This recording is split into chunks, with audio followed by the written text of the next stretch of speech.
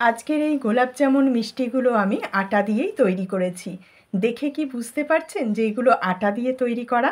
ঘরে থাকা সামান্য উপকরণ দিয়ে মিষ্টির দোকানের মতন একদম নরম তুলতুলে গোলাপ জামুন বাড়িতেই তৈরি করে নিতে পারবেন। কথা দিচ্ছি, আজকের ভিডিও দেখে যদি গোলাপ জামুন তৈরি করেন তাহলে কোনো কিচ্ছু ওয়েস্ট হবে না। একবারেই পারফেক্ট গোলাপ জামুন আপনারাও তৈরি করে নিতে পারবেন। নমস্কার বন্ধুরা, রূপার রান্নাঘর কিচেন নোটবুকে আবারও একটা নতুন স্বাদের রেসিপিতে সবাইকে স্বাগত।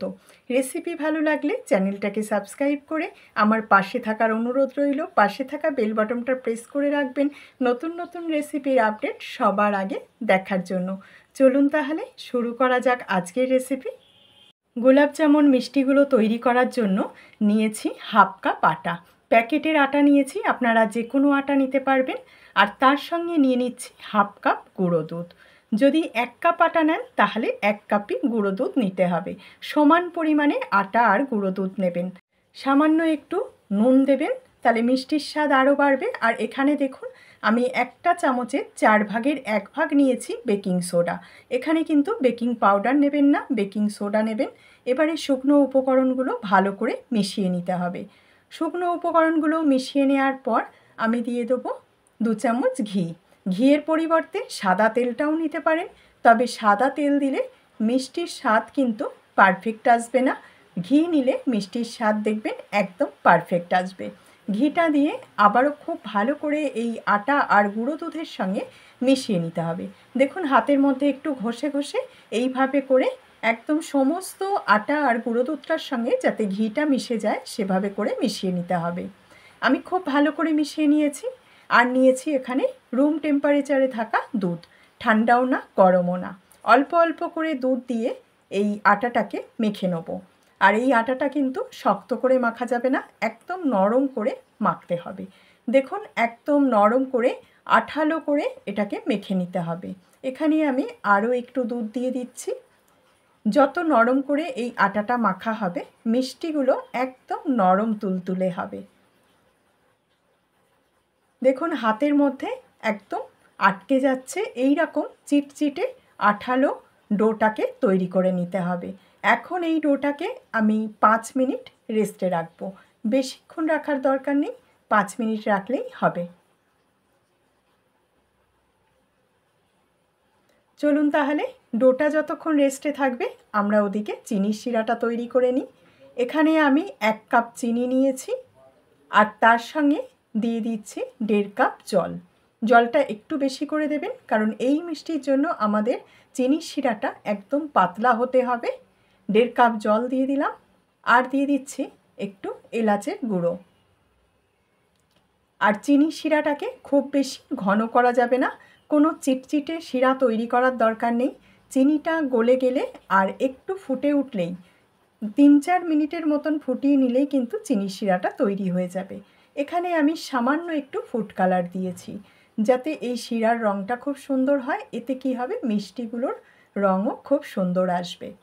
ওদিকে আমাদের 5 মিনিট হয়ে গেছে আর দেখুন ডোটা কিন্তু আর চিটচিটে আঠালো নেই, অনেকটা সেট হয়ে গেছে। এখন আমি আরও একটু মেখে নিলাম। একদম মসৃণ করে মেখে নিতে হবে। মসৃণ করে মেখে নিলে মিষ্টিগুলো তৈরি করতে খুব সুবিধা হবে আর মিষ্টিগুলো ভাজবার সময় ফেটে যাবে না। এখান থেকে এখন ছোট ছোট করে লেচি করে নিচ্ছি। ছোট্ট ছোট্ট করে একই মাপের আমি তৈরি করে নিচ্ছি, তাহলে মিষ্টিগুলো একদম সমান মাপের তৈরি হবে। এরপরে এগুলোকে হাতের মধ্যে ভালো করে চেপে চেপে একদম গোল করে শেপ দিয়ে নিতে হবে। আমি গোল করে শেপ দিচ্ছি, আপনারা চাইলে একটু লম্বা করেও শেপটা দিতে পারেন। একদম গোল গোল করে এইভাবে হাতের মধ্যে চেপে চেপে শেপটা দিয়ে নিতে হবে। আর লক্ষ্য রাখতে হবে গায়ে যেন ফাটা না থাকে।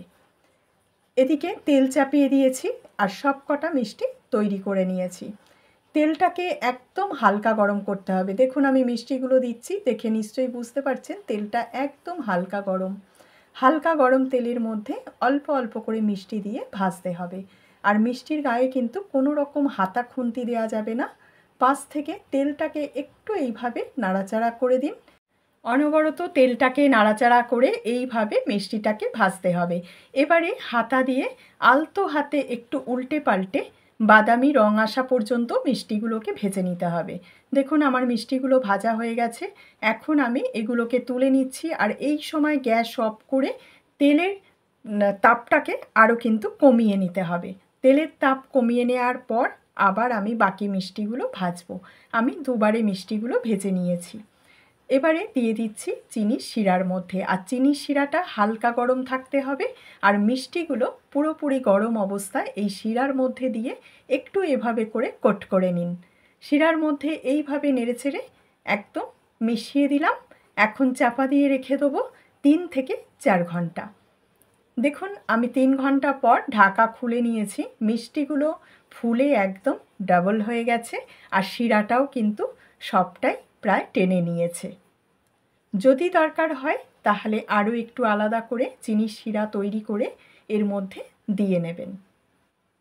একদম নরম তুলতুলে মিষ্টির দোকানের মতন গোলাপ জামুন বাড়িতেই তৈরি করে নিতে পারবেন। মিষ্টির দোকান থেকে আর কিনে আনতে হবে না। আর এই পদ্ধতিতে যদি তৈরি করেন, প্রথমবারেই আপনার মিষ্টি একদম পারফেক্ট হবে। দেখুন আমি কেটেও দেখিয়ে দিই, ভেতরটা কত সুন্দর রসালো হয়েছে। দেখুন তো, দেখে কি মনে হচ্ছে যে এটা দোকান থেকে কিনে আনা না? তাহলে বন্ধুরা খুব সহজেই বাড়িতেই এইভাবে গোলাপ জামুন মিষ্টি তৈরি করে নিতে পারবেন। আর বাড়িতে অবশ্যই একবার তৈরি করবেন। বাড়িতে তৈরি করলে কমেন্ট বক্সে জানাতে একদমই ভুলবেন না। ভালো থাকবেন, সুস্থ থাকবেন। আবার আপনাদের সঙ্গে দেখা হচ্ছে আরও একটা নতুন রেসিপি নিয়ে।